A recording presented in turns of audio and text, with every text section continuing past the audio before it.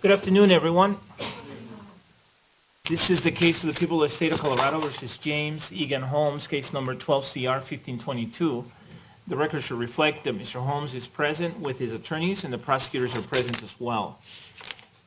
Here is the note from Juror 17 from this morning, and we'll just mark it as court trial exhibit number 77. It reads as follows: I am sorry, but I have scheduled numerous appointments for July 17th, since it is the only business day we have off in July. Almost everything is closed on the 3rd. I apologize. And then it says juror number 17, and then below that it says in parentheses, if there's another day or half day that we could have that is better, I can try to rearrange my appointment. I would be happy to do so. So given that, and given that I think Juror 155 also has a couple of appointments, I think we'll just plan to take Friday the 17th of July off. Is that okay with everyone? Yes. Yeah, we were already planning on that, obviously, so that's fine. Okay. All right, I'll tell the jurors. Okay, are the parties ready for the jury? Yes, sir. Yes? Mr. King, are you ready? Judge, I have one issue that I wanted to raise real briefly, and I don't know how the court wants to handle this. I noticed today, and I've noticed at other times in the trial, and I didn't bring it up, that juror number 118 appears like she is very tired and or sleeping at times, and I noticed that again this morning. I've noticed that before intermittently, but not something that was so severe that I thought it needed to be brought to the court's attention. But because it seems to be a little bit of an ongoing problem, I don't know what the court wants to do. I don't know if you want to inquire of her, or just if the court wants to keep an eye on her, or how the court wants to proceed. But I wanted to put on the record that I noticed that this morning. All right, thank you. I'm happy to inquire. Do the people have a position? No, Your Honor, although I'll say, at least during the portions of the trial that I've had the chance to look over, I have not made that observation, but as the court wants to inquire, I think that'd be appropriate. I have not noticed that she's been sleeping. I know that sometimes she will look down and seems to have her eyes closed, but I don't get the sense that she's asleep. And it's hard to tell because jurors sometimes are looking down at their notes or they're writing down things, or sometimes they'll close their eyes for a moment, but clearly are awake and still paying attention. So, but just to be on the safe side, I'll bring her in and I'll question her. So let's have her come in, please. That's juror number 118.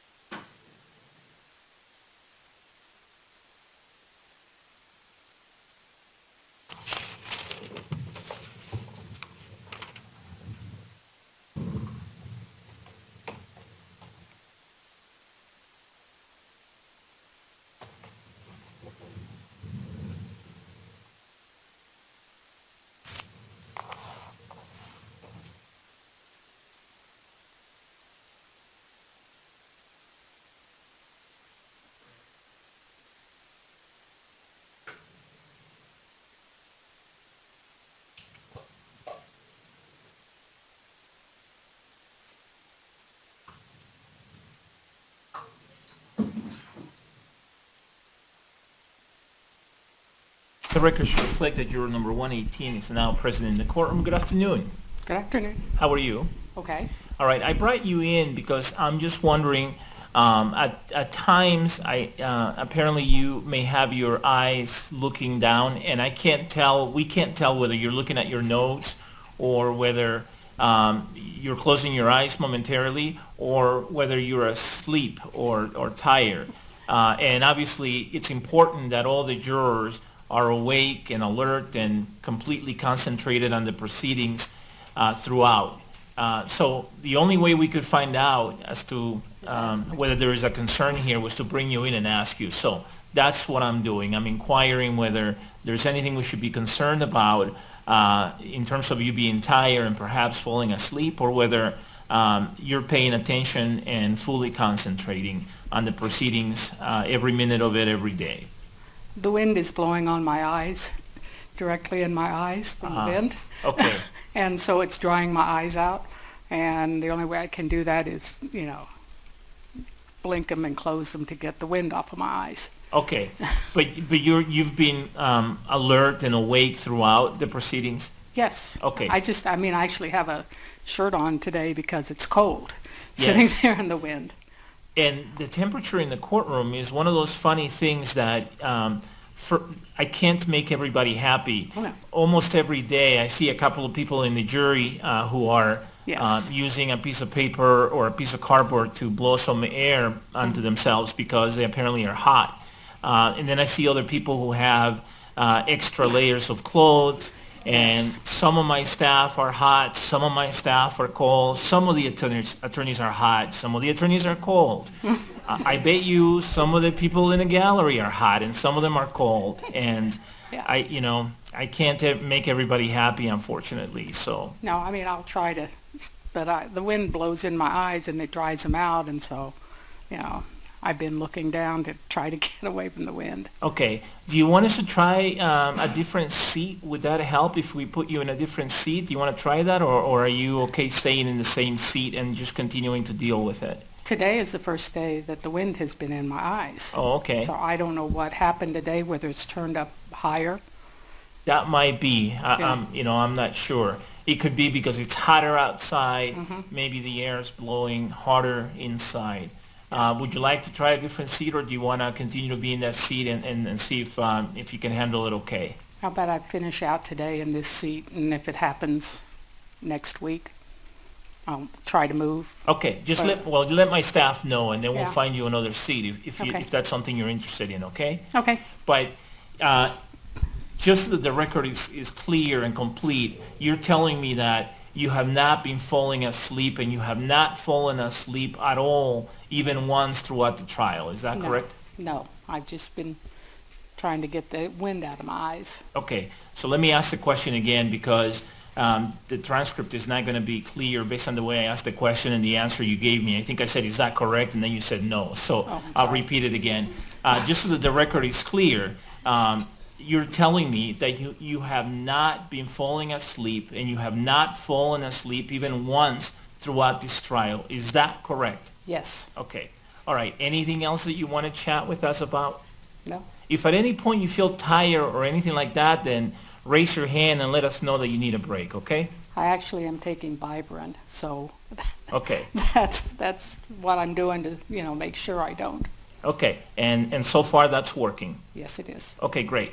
Thank you very much. Let me have you step out for just a moment, please. Thank you. Okay.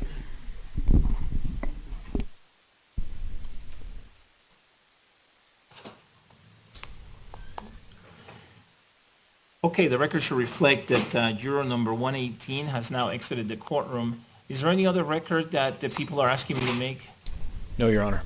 Any other questions that you want me to ask of her, Mr. Brockler?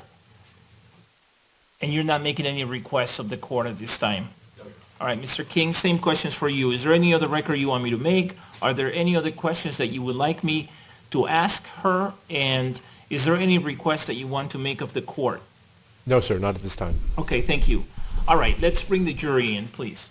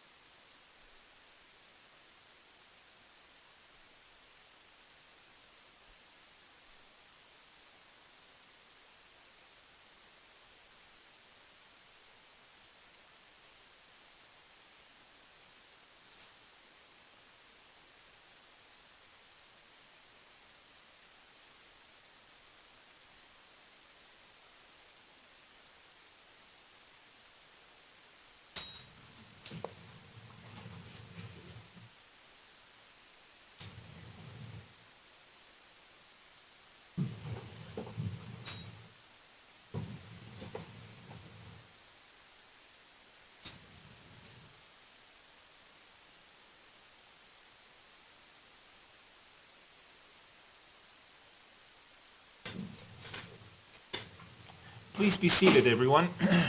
The record should reflect that the jury is back in the courtroom. Welcome back, everyone. I hope you had a good lunch. This morning I spoke to you about the possibility of not taking Friday, July 17 off. There is at least one of you who has some appointments on that day, and I know there's a second of you who may have some medical appointments on that day. Given that, we're going to go ahead and stick with the plan. And so the schedule is that we are going to take Friday, July 17 off, okay? All right, thank you.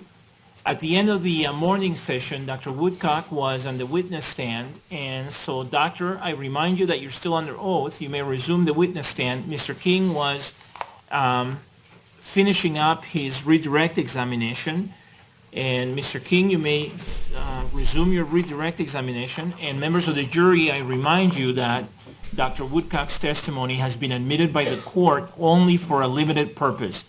You may consider this testimony only as to the issues raised by the defendant's plea of not guilty by reason of insanity. You shall not consider this evidence for any other purpose. Mr. King, you may proceed. Thank you. Good afternoon, Doctor. Good afternoon. Doctor, you were asked some questions about your interaction with Dr. Mosier. Is that correct? Yes.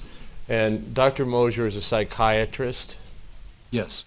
And let me ask you this. Did you at any point tell Dr. Mosier or anyone else, including Mr. Holmes, that you were a treating physician who was going to treat Dr. Holmes, Mr. Holmes?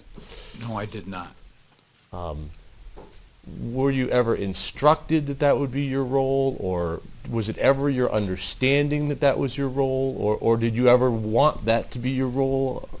No, I was very explicit in my questioning of you that in that regard I had no expectation that I would. I didn't have any desire to do that. That was not my role. Is it your understanding that Dr. Mosier's role was that he was the psychiatrist at the jail? Yes. And presumably he would therefore be responsible for the care of the inmates in the jail, their psychiatric care, correct? I, quite frankly, did not make any presumptions about that. I didn't know what his responsibilities would be to Mr. Holmes. In the discussion that I did have with Dr. Moser, it was clear that he intended to make decisions about treatment, so I assumed he was in that relationship. But beyond that, I didn't make any presumptions. I didn't know how the jail medical system worked. Given that, is there any reason, medically, ethically, diagnostically, that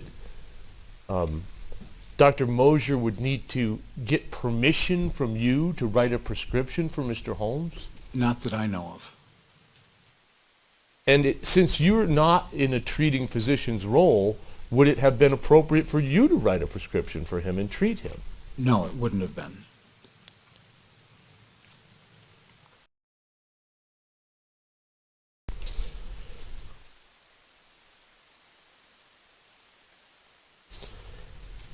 Now, you were asked some questions, sir, relating to a chapter out of a book. Do you still have that chapter up there?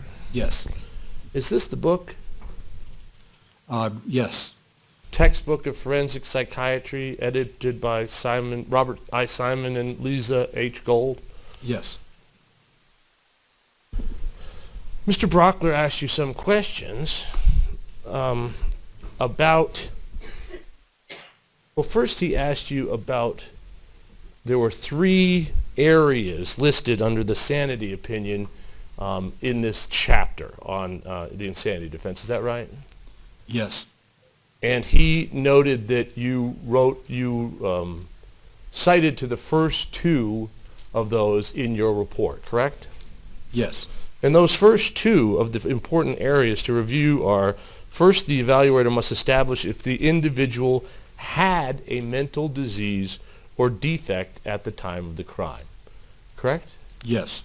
Now, did you do that? Yes.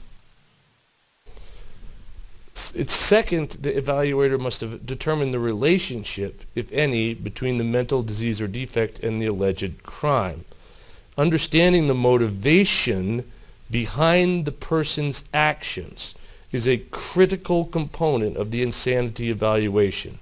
It is important that the evaluator consider all rational rather than psychotic motives for the criminal offense.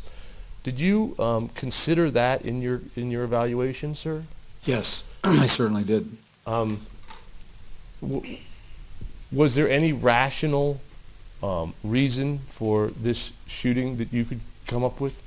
I saw no rational reason for this shooting. Did Mr. Holmes ever provide you or any of the other evaluators with any rational reason why this took place? No, he did not.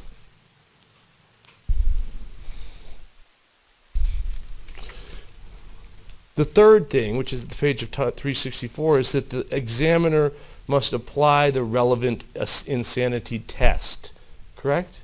Yes. And did you, in your report, in the very next section, is the very next section entitled Colorado Law? And did you go through the relevant Colorado statutes for determining sanity? Yes. So did you follow all three steps? Yes. Now, counsel read to you from a table, table 13.8 on page 363. Do you recall that about some questions? Yes.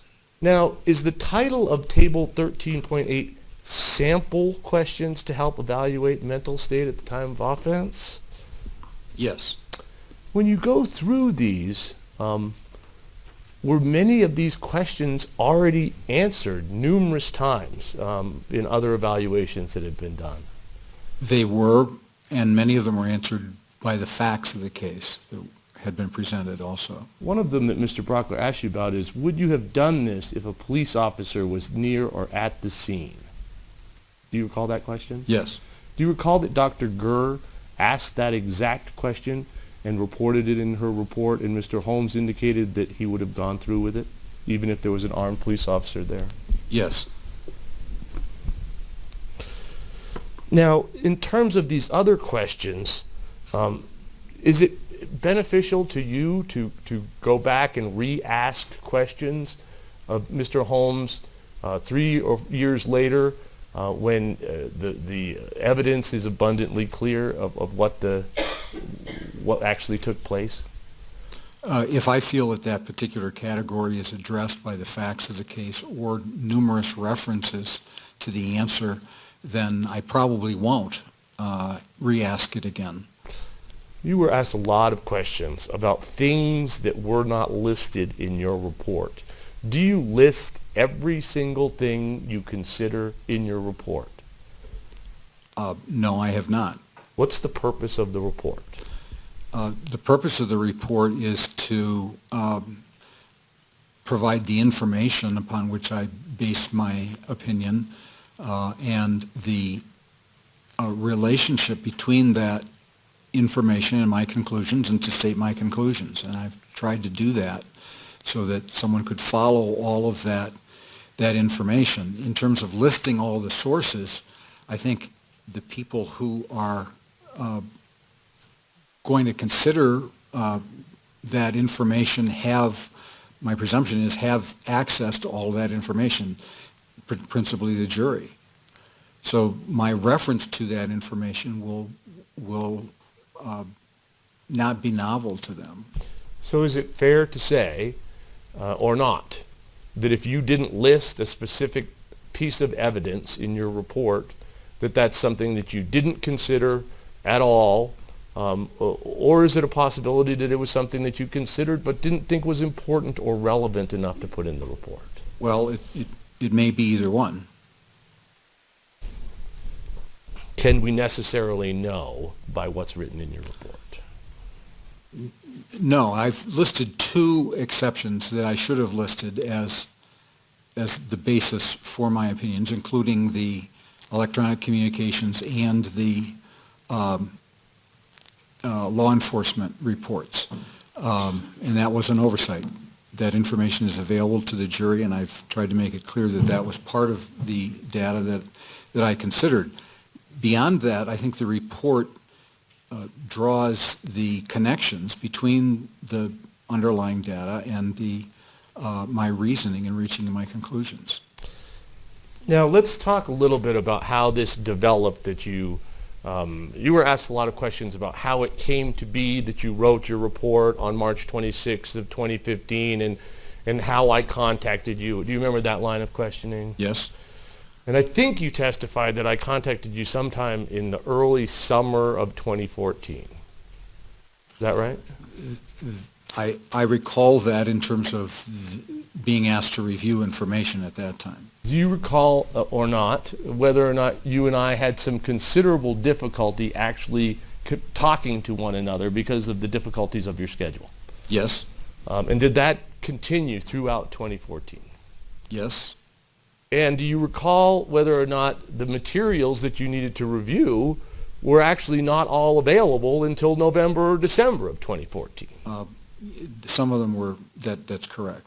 So do you remember that I actually provided you with the bulk of the materials in October, November, December of 2014 when they became available?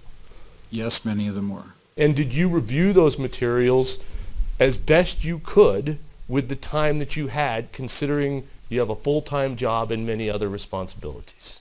Yes? Now, was it your understanding that you were being ordered somehow to form opinions about sanity?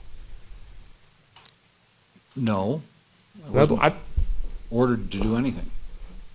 Was it your understanding that what you were asked to do was look at the materials that you'd been given, review them, consider them, and give your impressions of what was in the materials, and then indicate whether you felt comfortable rendering any new opinions or not? Sustained. Tell us what your understanding of what you were tasked to do, or what we were asking you to do in late 2014, early 2015. When I was given the materials in 2014, and I was asked to review those, I was asked, first of all, can I review those? And I said yes, I spent quite a bit of time doing that. And the reason for that was for me to see if what impression I received from those in terms of these issues of mental illness, diagnosis, and principally, Mr. King and I also discussed the possibility that I might be able to present an opinion regarding sanity, but that was not the principal first reason, and we didn't reach any conclusion about that until after I had reviewed those materials, and I believe that we had a discussion about that then earlier this year. Was it apparent to you or clear to you that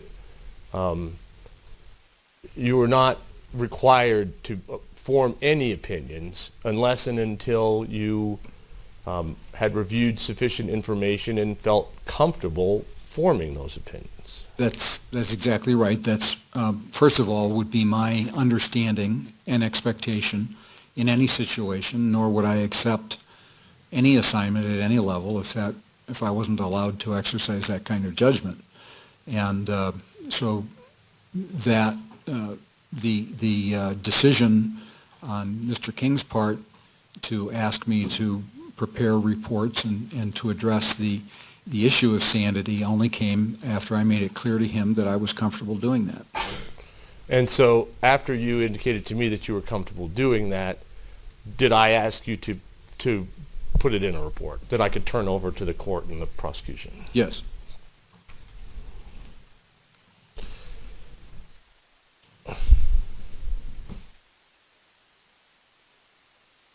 Now, in the context of the sanity determination,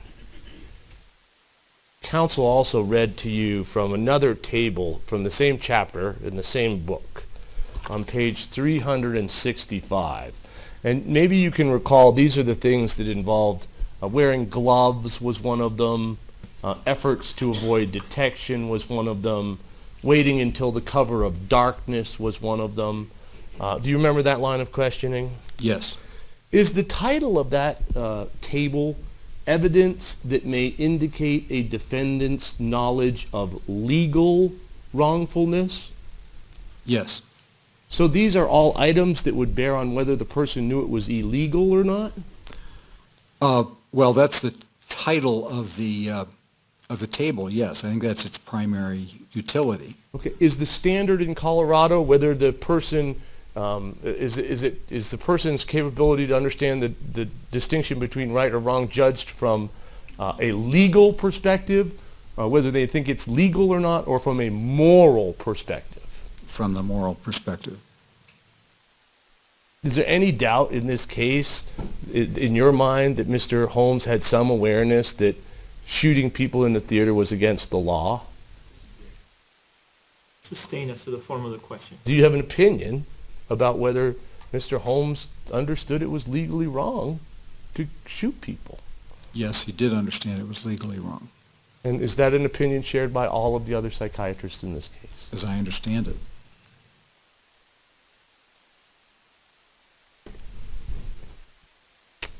Now, the fact that Mr. Holmes knew that he was legally, that this was legally against the law and did things to perhaps conceal from law enforcement what was going on, does that mean that he wasn't delusional?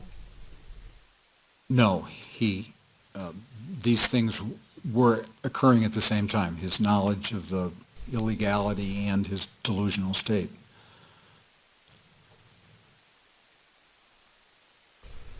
You were asked some questions about, quote, setting himself up to escape, correct? Yes.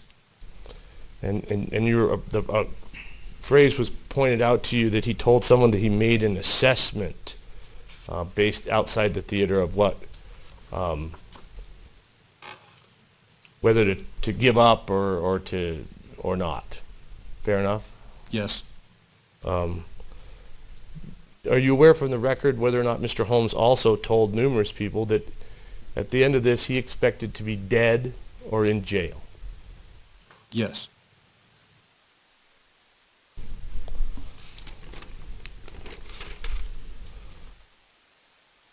So does that have any, you were asked the question, if he tried to escape, he's sane. If he didn't, he's insane. Is that a really superficial way to look at this? Well, I think it's a false equation and a false choice. No, I don't look at it that way. I don't think it's that simple. You were asked if he made a rational assessment to turn himself in. Do we know if it was rational, if he was thinking rationally at the time or not? Or As I've stated, I believe that his behavior and his thinking was characterized principally by this delusional system, and I think that the way he behaved was consistent with his delusional thinking in terms of his behavior after this happened. Now, you were asked about his concern or lack of concern about hurting people. And Mr. Brockler pointed out that Mr. Holmes told you from your notes of July 24th, 2012, that he wasn't concerned about that. He said that at some point. Is that right? He said things that implied both concern and lack of concern during that interview. During that same interview, he said both that it concerned him and it didn't concern him. Yes. Did that make any sense? Well, it makes sense in the sense that he was ambivalent and that there was some aspect of him that had awareness, and there was this delusional system that wasn't at all concerned about whether people were harmed.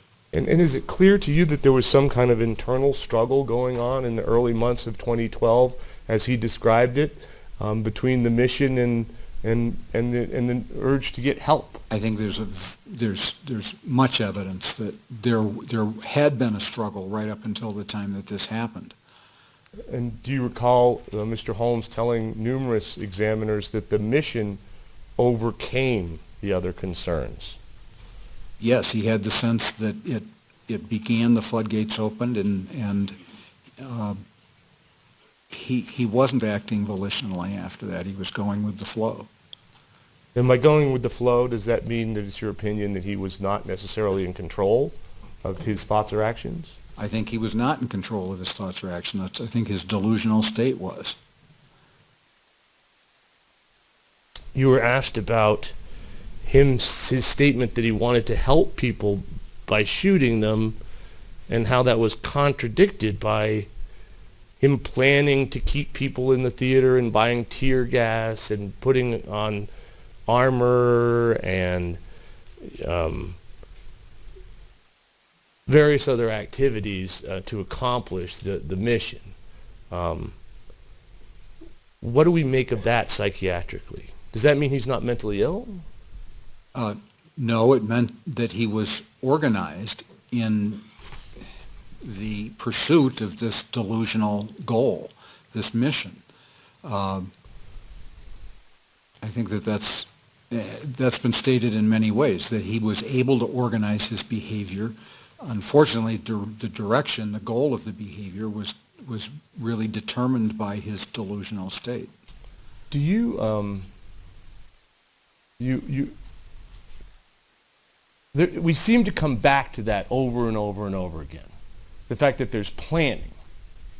And the implication seems to be that because there's planning, that this can't be the result of a mental illness or a psychosis.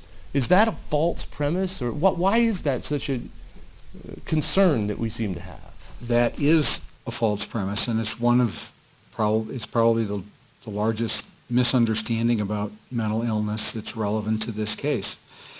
And it's very important to understand that not all delusional people, and certainly I think in this case Mr. Holmes, at the time this crime was occurring, was incapable of organized activity. He clearly was capable of organized activity.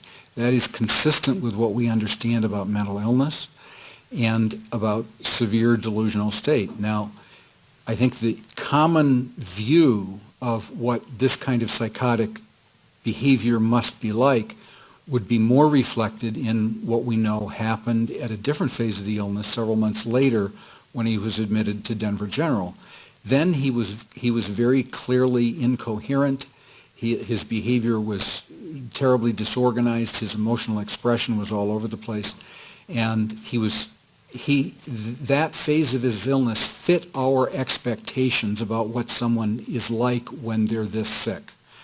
But the fact is, during the phase of the illness when he committed this horrible crime, he was in a state of psychosis and multiple intersecting delusions, which were unfortunately goal-directed in killing people. But the origin of that was not rational. It was a psychotic process, even though he was organized at that phase of his illness. So would it be erroneous to look at the planning activities and the fact that he could go to the gym and ride his bicycle and draw some conclusion from that about whether he was mentally ill or not, or whether he was sane or not? Or is that a false premise that should not be engaged in? I think there's no question, but from a psychiatric perspective, it's a false premise. It simply does not tell us whether or not he had this underlying delusional disorder and what the nature of those delusions were and how they drove his behavior. Counsel asked you if you reviewed the report of a prosecution expert, a psychologist named Dr. Mohandi. Do you recall that Dr. Mohandi made that exact point in his report and his opinions, that the presence of planning doesn't obviate mental illness at all? Yes.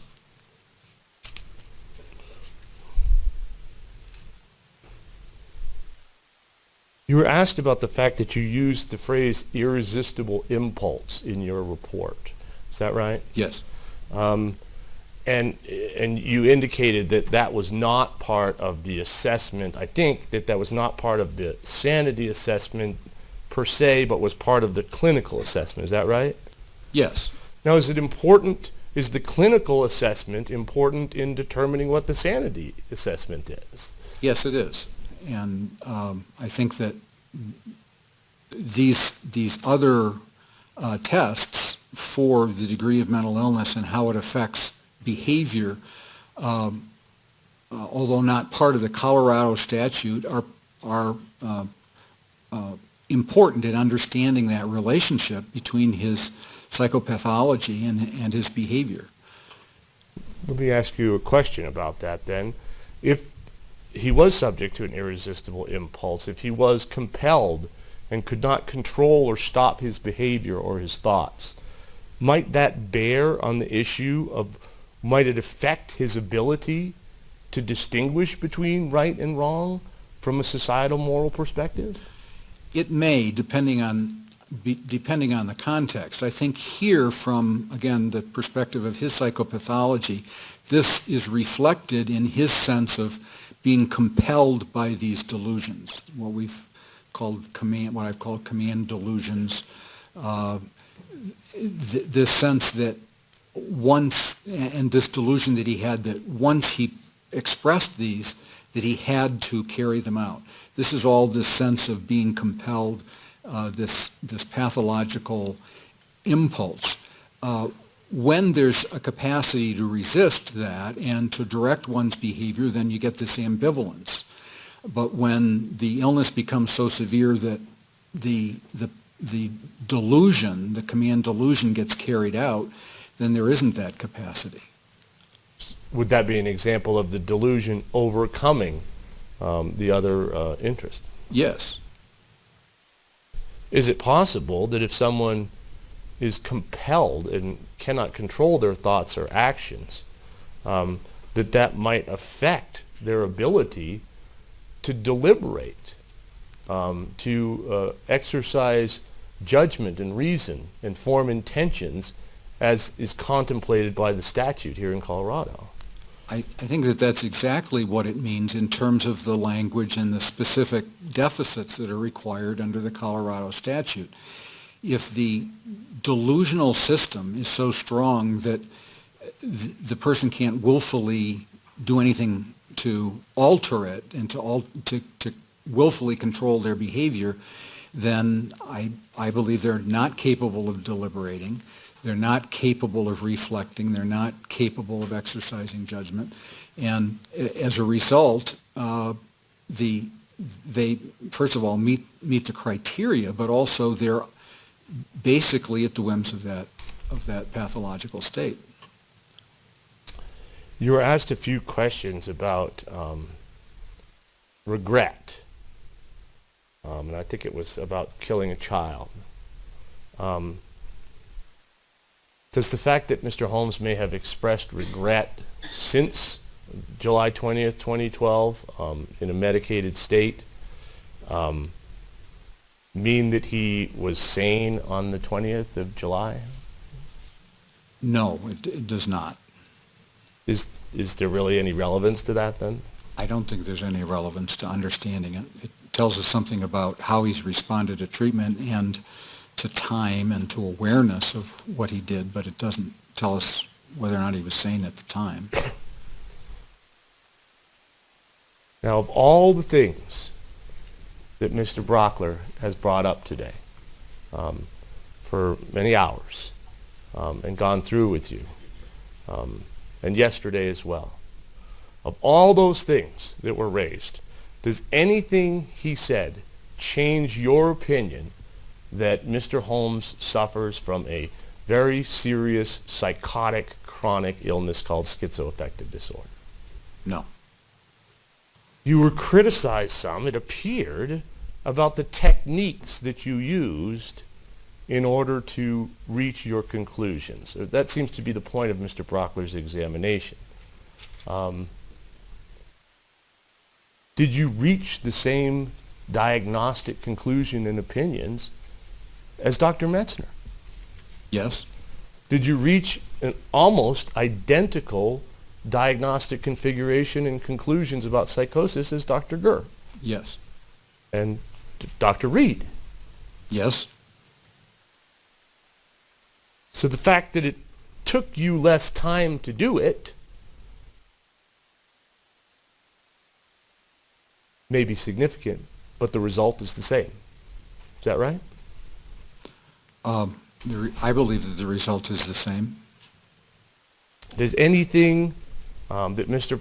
Brockler has brought up today about the planning or the bicycle riding or the working out at the gymnasium or the regrets after the crime, does anything he's brought up over the past 2 days affect your conclusions at all as to whether Mr. Holmes met the legal criteria for insanity on July 20th, 2012? No, it doesn't, and I don't believe that he brought up anything that I wasn't already aware of and hadn't already considered. Is there any doubt in your mind that but for this very serious mental illness, this crime would never have taken place? Objection, Your Honor. The form of the question.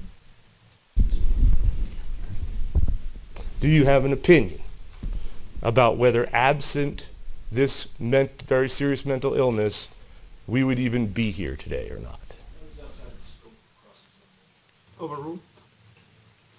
No, I don't. This would not have occurred but for the mental illness. Thank you. I don't have any other questions, Your Honor. All right, recross. Thank you, Your Honor. Hey, Doctor, you were asked some questions about whether or not you're in agreement with, in essence, much of the opinions of Doctors Reed and Metzner. You recall that? Yes. First, let's talk about how they got to their opinions. You have reviewed their reports, fair? Yes. Now, for Dr. Metzner, do you remember how many pages were in his report discussing not only everything that he reviewed, but all of the things he considered, all the people he talked to, et cetera, et cetera? Do you remember that?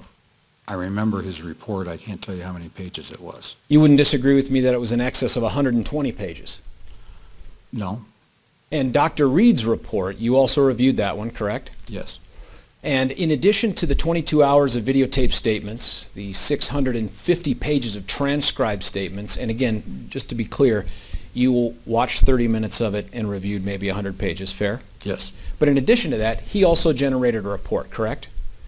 Yes. And that report detailed not only everything he considered, not just the things he thought relevant, but all the people he spoke to, all the treaters he contacted and witnesses he spoke with, yes? Yes. You remember how long that report was? No. Would you disagree with me if I told you it was somewhere between 55 and 60 pages? No. Now, let's talk about your report. How long was it?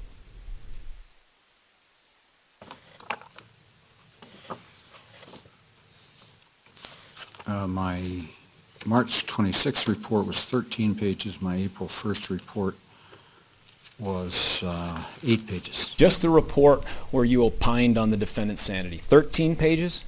Yes. And in that, what you've told us is you neglected to include many things you now remember that you reviewed. Fair? 2 categories, yes. Yes. The other thing is you never spoke to any other treater about the defendant or their perceptions of him. Fair? That's correct. And you didn't reach out to his parents to speak with them like Doctors Reed and Dr. Messer, right? That's correct. And in fact, while you may dance around some of the same diagnoses, the clear, unequivocal opinions of Dr. Metzner and Dr. Reed were that that guy was sane under Colorado's law on July 20th, 2012, right? Yes, that's our area of disagreement. And based on your expertise, your background, and your thorough review of these materials, you disagree? Yes. A couple other things.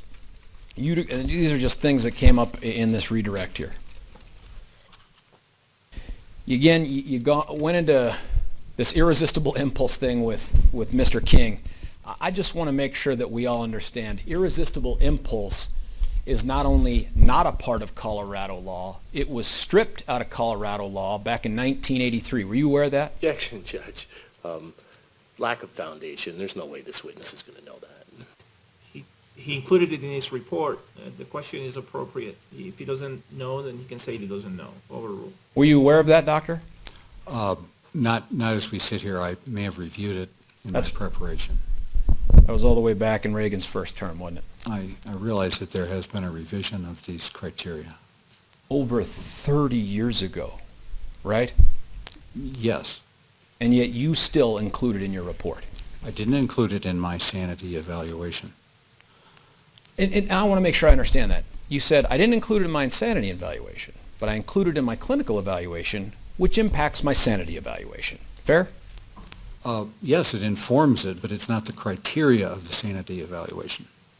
Even though Colorado's rejected that, correct? That's, Sustained. Also, you talked about the defendant going with the flow. He was capable of making the choice to go with the flow or resist going with the flow? no, He just had to go with the flow. yes, The planning is irrelevant, right? yes. All that stuff, all that, it doesn't mean anything. It's part of the whole picture, but it does not take away the reality of his delusional state. So really, all we needed to look at was what the defendant wanted to present to us. What he told Dr. Fenton, what he put in the notebook, and what he told people after he was arrested for murdering 12 people. Is that what you're saying? Objection to what the defendant wanted to present to us calls for speculation. Sustain us to the form of the question. You can rephrase your question. Doctor, it sounds like what you're saying is the only thing that we should really consider as relevant are the things that the defendant chose to share with us. Do you agree with that? No, Because there's no physical evidence that's relevant. Fair? no, You don't agree with that. no, I don't agree with that. So all the planning would be relevant. All the information is relevant in our consideration. All of it has to be very carefully considered. Not all of it tells us whether or not he was delusional. Both Dr. Fenton, Dr. Feinstein, and I, when I saw him 4 days after, were clear that he was severely ill. He had not revealed any of his delusional ideation to them and very little of it to me. So yes, the delusional ideation is subjective. He has to reveal that if we're going to know about it. But it turns out that after this terrible thing happened, he did reveal that information. So it is very explanatory. The planning, as I've said repeatedly, does not make that psychotic state or the specifics of his delusional system go away. That was the answer to my question about relevance, right? Yes, sir. Doctor, one of the things that it informs us on is how much that mental illness, whatever it is, impacted his function, correct? It impacted what he did. Yeah, okay. How about this? The fact that he knows that it's illegal, you would agree that that is a factor in someone knowing whether or not society would view it as wrong. You'd agree with that? No, and that's why these categories are really parsed out in this evaluation. There's a difference between legal knowledge and knowledge of the societal norm. In all the literature, this is parsed out. There are different categories of clinical knowledge and clinical relevance. Yeah, you'd agree that the societal standard of morality is not limited to, but includes consideration of illegality. You would agree with that? Well, it certainly includes consideration, but from a clinical perspective, the knowledge of the legality and the knowledge that we're talking about under the Colorado statute are clinically different things. They manifest themselves differently in clinical presentation, and therefore they're assessed separately in the criteria. Doctor, there is no clinical insanity, correct? There's only forensic insanity, right? I don't know what you're... You keep I don't talking understand about the clinical application. There is no clinical application of the law. There is a forensic application of the law to these facts and these psychiatric things. And you say there's some distinction that clinically we make left or... There is no clinical insanity in the state of Colorado. Would you agree with that? Objection, compound question, argumentative. Overruled.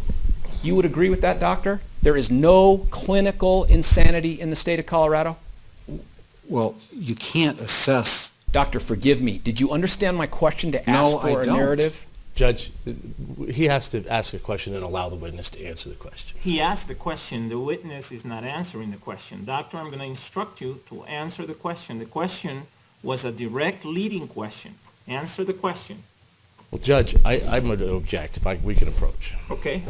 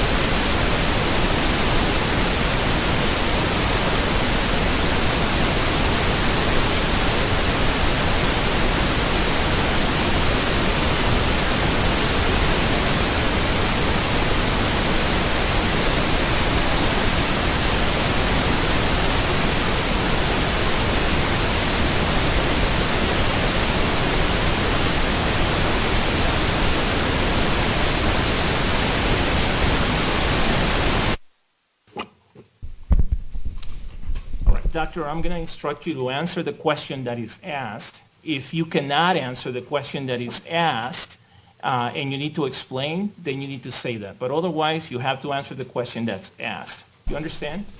May I explain why I don't understand the question? No, it's not just related to the last question. I'm telling you from here on out. You have to answer the question that's asked.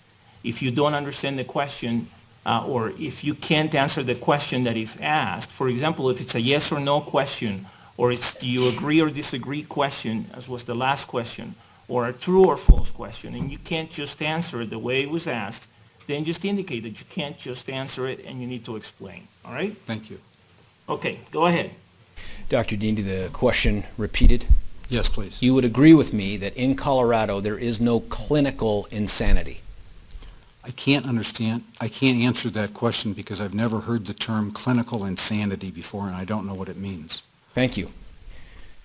There's a couple other things that were touched upon by Mr. King, and one of them was the reference to philosophical ramblings in his writings. Do you recall that? Yes. Now, one of the things is, and you sort of gave it your own characterization and description, but I want to ask you, do you remember when we talked about that you thought that he'd taken chemistry in college and that should have given him the information to make bombs? Do you remember that? I think I said that plus the internet Yep. might have.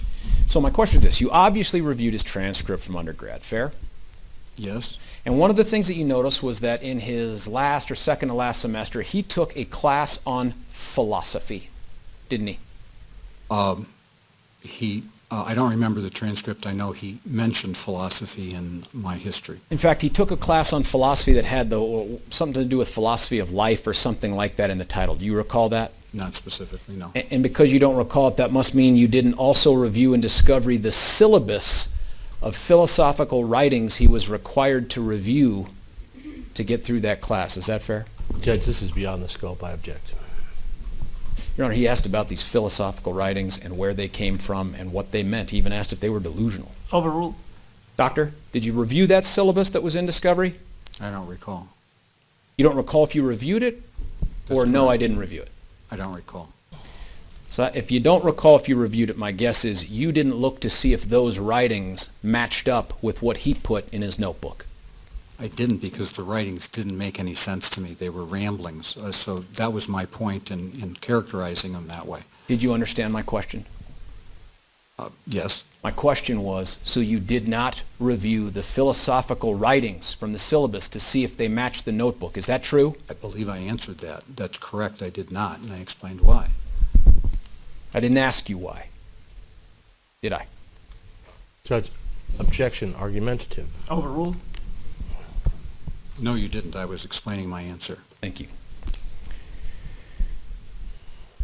One of the things you were asked about, by the way, again, with those philosophical ramblings and what you've just thrown in there, you never talked to the defendant about any of those, did you? What he had written in the notebook that I characterized as philosophical ramblings? Yeah. No, I didn't.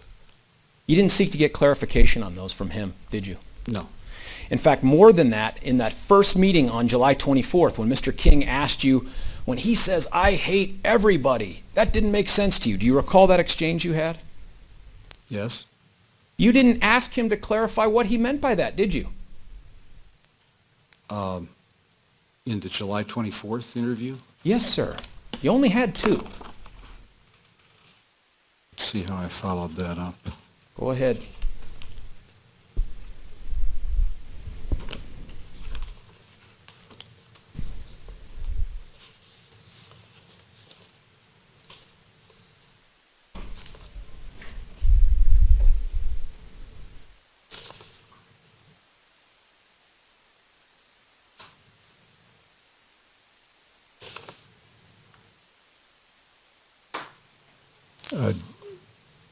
Do you know where that was in my report? I don't. It didn't seem to be an issue when Mr. King asked you about it. I thought you remembered it.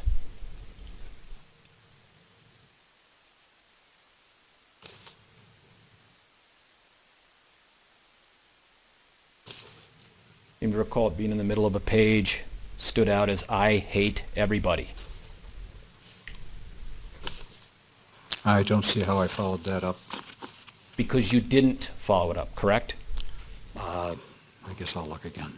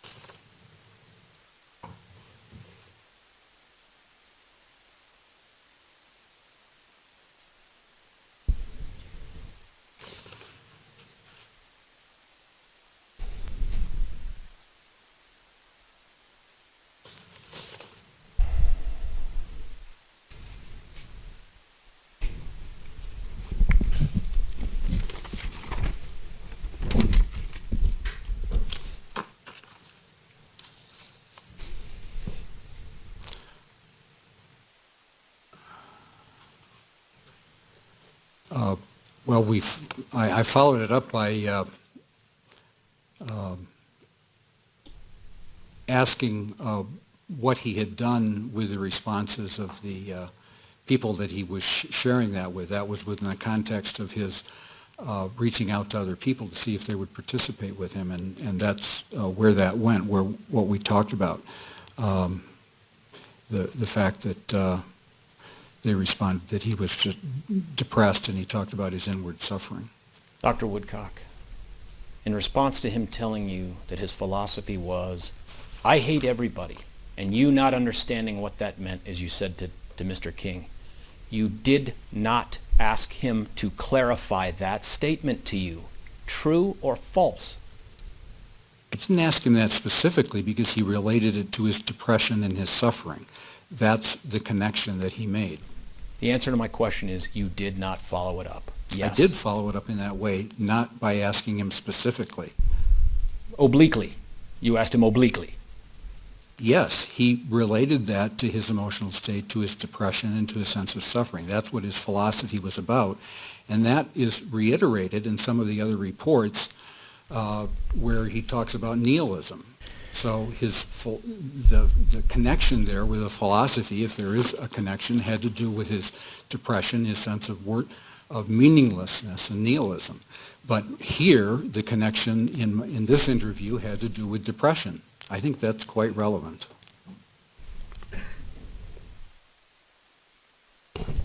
There was something else you and Mr. King discussed about catatonia and how he used that term, but you knew that he didn't mean that to be a psychiatric diagnosis. Do you recall that? That's not exactly what was said, but I do recall that Do you discussion. recall the discussion of catatonia? Well, what I said was that... Do you recall the discussion about catatonia? Yes. All right. What we know from that is this, that before he began talking with you, Dr. Gurr, Dr. Metzner, Dr. Reed, Dr. Hanlon, all those doctors, he went online and he researched symptoms of mental illness. True or false? True. One of the things you were asked about was, did it make any sense to you why he would go into the theater and kill these people, try to kill the whole theater full? You remember that? Yes. And you said, I couldn't think of a rational reason for it, correct? Yes. You'd agree with me. It would be hard to come up with a rational reason to kill 12 people in a theater in a community like Aurora, period, right? Well, I think following the news in our world, unfortunately, people come up with reasons. Yeah, I know. Rational reasons, Doctor. You'd agree. Well, terrorism. Okay. I've got one for you. How about the idea that he hated everybody? That then killing 12 people would be a rational follow-on to hating everybody. You'd agree with that? I think that is both inaccurate and oversimplifies the nature of his psychopathology. So you disagree that killing people after you say that you hated everybody would be rational? You disagree?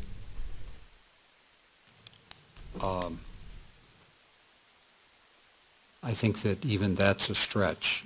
A lot of people hate people and they don't kill them. I understand. Do you disagree that that is not a rational follow-on from I hate everybody? Are you saying I disagree with you? Yes, given the Okay, lack of thank you. association. Now, one of the other things that someone might do is they might want to do something to be remembered.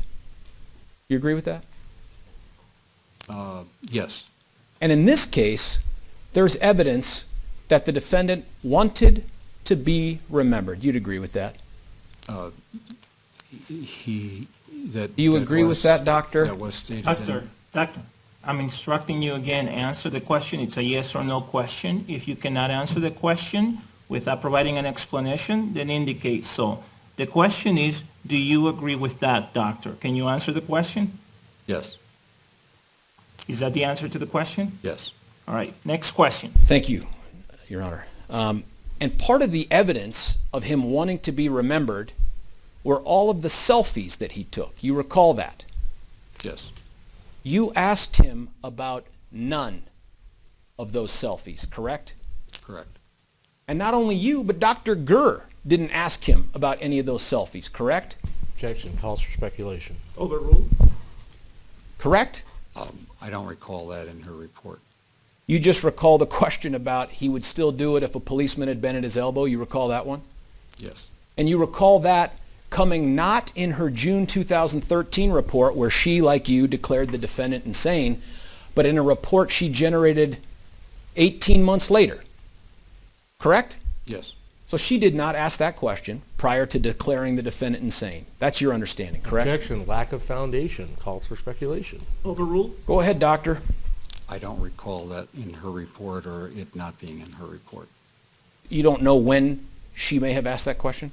I thought you were asking me if it was in her report. I just don't remember that. Well, if it wasn't in her report, where would you have gotten it?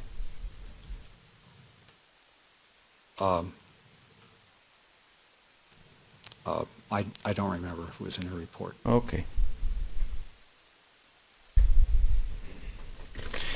You had some questions. I just want to make this clear. You got some questions from Mr. King about your role as regards Dr. Mosier, and you're not the treater. Do you recall all that stuff? Yes, I want to make clear there were no ethical or professional limitations on you returning Dr. Mosier's call to clear up any misunderstanding he may have entertained about your role in this case. Is that fair? yes, And there being none of those limitations, the only limitation was the one where Mr. King told you not to call him back. Is that correct? Or did you decide that on your own?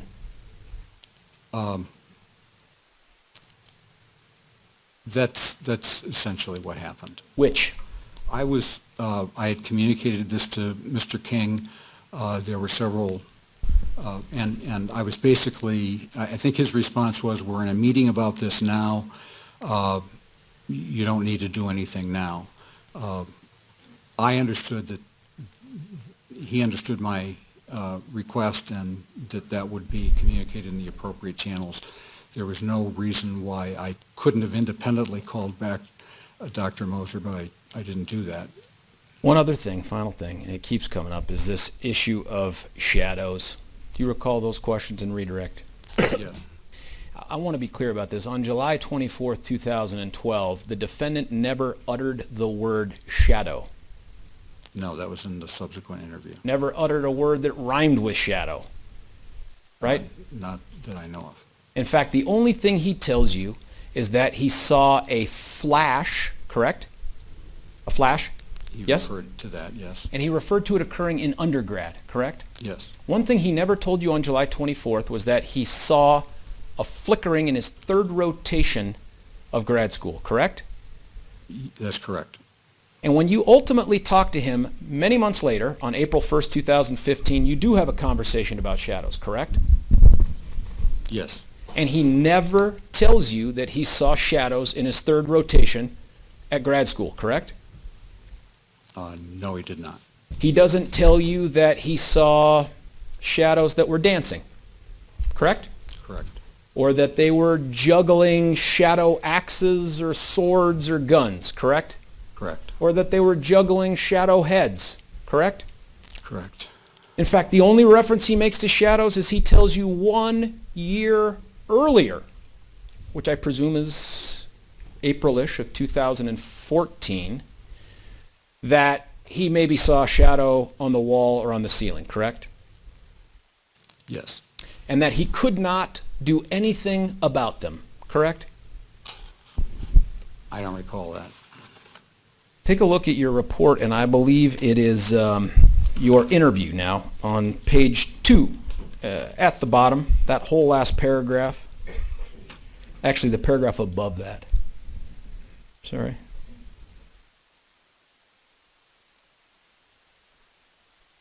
Yes.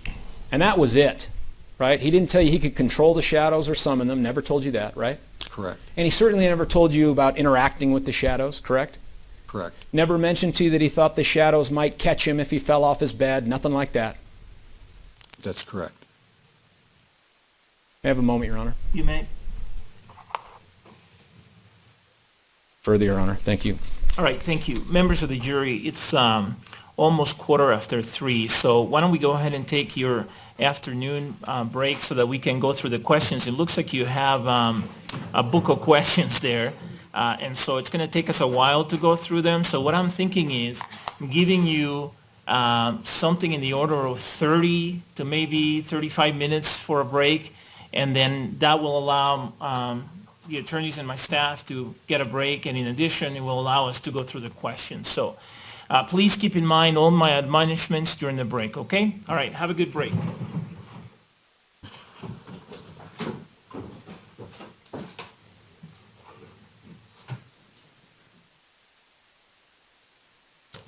Ms. Curlings, could you give me the questions, please, so I can start? And Dr. Woodcock, we'll ask you to step out, please. Thank you.